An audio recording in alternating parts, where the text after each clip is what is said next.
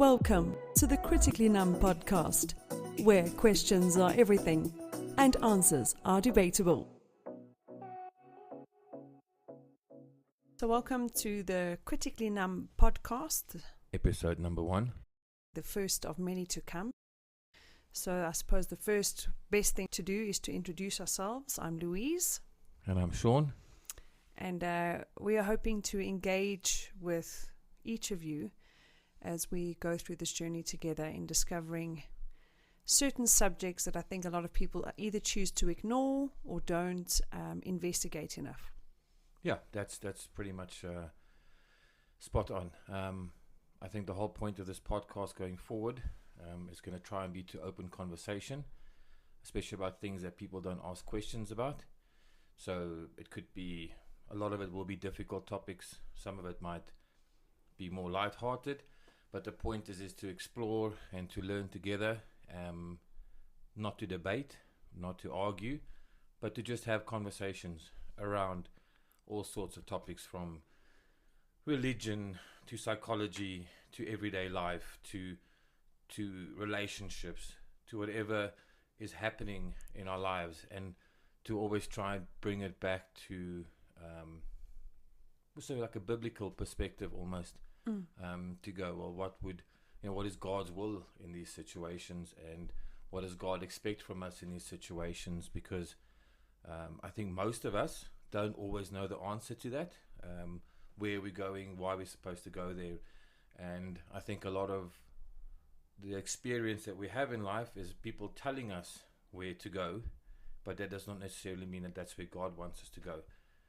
Your pastor might tell you to go in a certain direction. Your husband might want a certain direction for you. Your children, your job, your society, life, all these things. But sometimes I think we need to just settle down and think, well, what is God saying He wants for our lives? And also, what is God saying is the truth, you know? And I think the most important is that, are we open to hearing what God says? Because half the time I think we know what God is saying, but at the end of the day, do we really? And those are the subjects that we can get onto as well. So I think the biggest thing was why have we decided to start this podcast?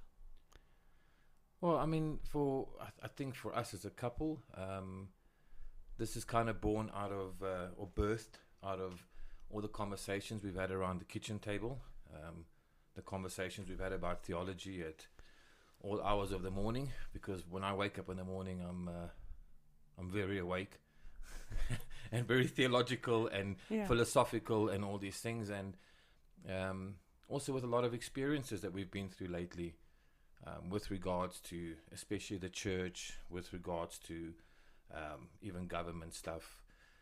It's been a bit of a roller coaster, and a lot of those things have opened up a lot of questions in our own lives, but we've also found that people are very closed off to a lot of what's going on in their lives. People don't think critically about things, and that's why we're calling this podcast a Critically Numb podcast, because people don't think through things. People just accept.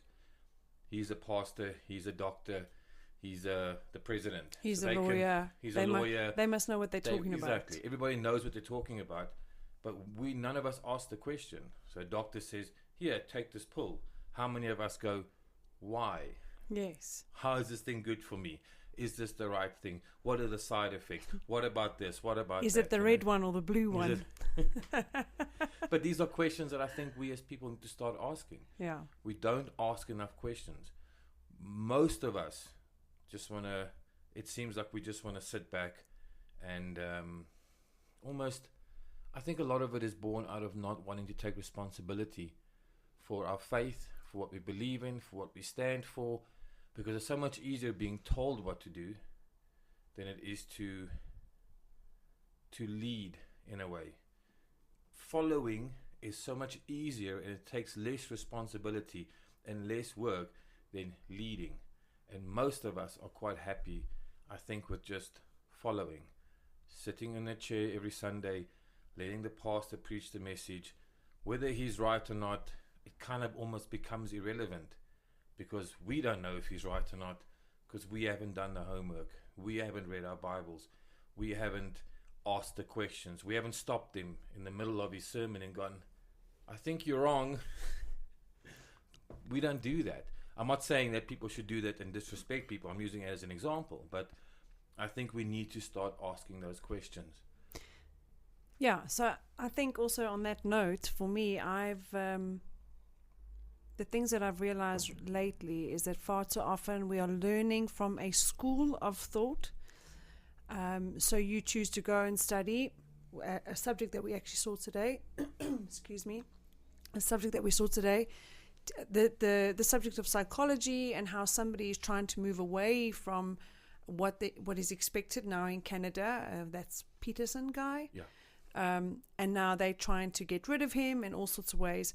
Instead of looking at the facts, they're going, no, you need to follow in our direction because they have a certain narrative that they want to go in.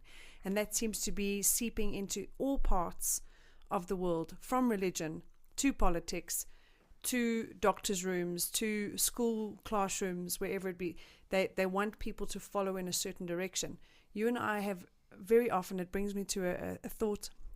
We very often have had a conversation where you actually once told me about it was the psychology YouTube thing that you spoke about, how they used to, I can't remember what it was. It's called Psychiatry, an Industry of Death. Yes. It basically tells the history of where psychiatry comes from. So what they're doing now is they're medicating people.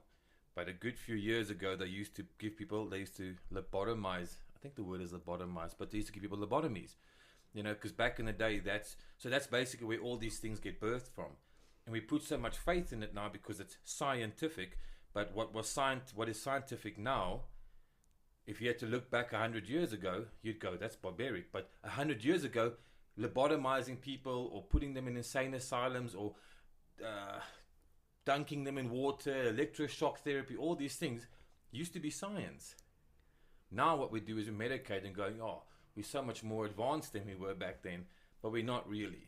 We're just doing the same thing. Yes, we're just giving people tablets. We think things move on and grow, and we think we're more clever, but I think in a way, things are really just the same. It's just our perspective of things change. So we think we're more clever because we think we know more, but nothing has really changed, especially not in psychiatry. I mean, they're doing the same thing just in different ways. They're still making people numb. They're still blocking people off from a spiritual life, from blocking people off from God, using stuff like antidepressants and mood stabilizers and all these things keep you separated from having a meaningful relationship, not just with God, but with yourself, with people around you, because everything you're on now is fake. Yes. So these are the things that 50 years ago, science was, if you look back now, 50 years ago, science, you'd be like, wow, that's actually quite barbaric. But that was science, so. And people accepted it. Yes. And if you didn't accept it, then you were considered a conspiracy theorist and they were trying to get rid of you. Nowadays, because you kind of more in the freedom of speech thing, we're more free to speak about like the things we're speaking about now, because people are more open to going, oh yeah, no, they knew about that, or whatever the case is, and be open to the fact that those things were barbaric then. But then now it seeps into the other parts of things. If we go into theology, we know that because of all the research we've done in the last nearly 2 years now, that there has been a lot of silencing of people when they go against the grain of what they want people to believe. And one of them is a very hard and touchy subject, which we both have come to learn that a lot of people don't want to speak about. I think if we were in a school of psychologists, there might be a subject that they wouldn't want to speak about. We're in a school of theology where neither of us have got PhDs or anything like that, but researched enough to know how quickly somebody who does have a PhD can assume that they're above somebody who doesn't have one, and assuming that because you're asking the question, you're the one who needs the answer, and instead you're asking the question because something in you has been planted for you to go, this doesn't seem correct. It seems off. It seems confusing. And the reason why I'm not giving the name to it yet is because I think a lot of people have probably experienced this in in some way, shape or form, sitting in a congregation, feeling confused about something, perhaps asking a question and either being shot down, made to feel bad for asking the question, or basically being told, no, you need to go read your Bible more. And when you do, and then you ask more questions, then they want you to go away. Well, I mean, if you had to just take the theology thing, as you've said, people study theology in a certain school of thought. So whether you're a Baptist or a Catholic or an Episcopalian or a Methodist or whatever school you go to, you learn theology according to somebody. I haven't studied theology, so I can't tell you how open these universities and colleges are to having their narrative challenged. But from the looks of it, and from the looks of what you see now in churches, people don't want to ask the serious questions. People are afraid to rock the boat, like I've said before, because rocking the boat does take a lot of courage. It does take some responsibility, and it's a lot of risk involved in asking questions. That's why a platform like this, where you have two people who are not afraid to ask the questions, we can ask questions on behalf of other people who might be afraid, and we might be able to answer those questions, or maybe we won't, because some questions have been debated for hundreds, if not thousands of years. And just because something has been the norm for so long doesn't make it right. If you have to look at things and go, just because something is socially acceptable doesn't make it right. And you don't need a PhD to apply common sense, to apply logic, to think about a situation, to think through something.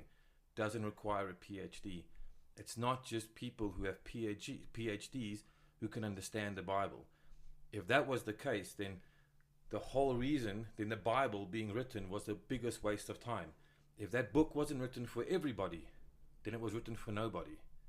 Because not everybody who read that in the first century, whatever, were theologians or had PhDs. I mean, illiteracy was the norm back in those days. The Bible is written for everybody to understand. So when we start adding concepts to it that you need a PhD to understand, I think we've missed the purpose of it, and we've lost the beauty of it and the meaning of it. So that is the beginning of podcast 1. It's an introduction to where we're going to be going. You're obviously very soon going to be tuning into podcast 2 of this. I think we'll have to name them accordingly, and this one is probably going to be named Conversations Around the Kitchen Table. I think we will also eventually become a bit more topic specific. Yeah. I think this is because it's the first podcast. There's so many things you want to say and so many topics you want to talk about, and we're just trying to keep it easy and simple as an introduction, and we're hoping that in time people will ask questions. Maybe we can get guests on, maybe we'll ask questions, and we'll try and find the answers together. Yeah, we're going to try and keep it into shorter bites of conversation so that it doesn't become long-winded and difficult to follow. So, I mean, you can obviously tune in if you want to Which is going to be tough because I am a bit long-winded. Well, that's fine. But that's why we're going to have so many podcasts. So you can tune back in again for the next podcast. Thank you. Ciao. Thank you for listening to the Critically Numb podcast. We would love to hear from you. Please leave a comment or a question. Alternatively, send us an email to the address listed in the show notes. Until next time, keep questioning.